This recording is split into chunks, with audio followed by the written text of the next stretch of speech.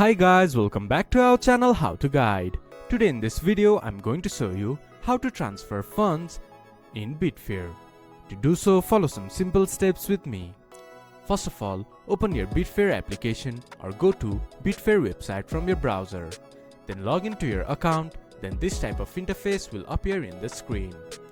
There you can see a menu bar on the top. From there, hover your mouse to Payments.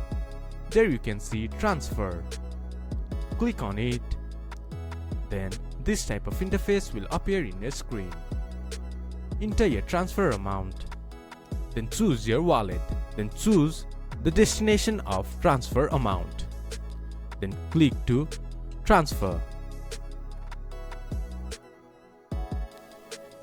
Then your money will be transferred from your wallet to your another destination wallet. This is how you can transfer Betfair account money. This much for today's video. If you guys find our video helpful, please leave a like and comment. And do not forget to subscribe our channel and hit the bell icon. I'll see you guys again in our next video. Thank you for watching.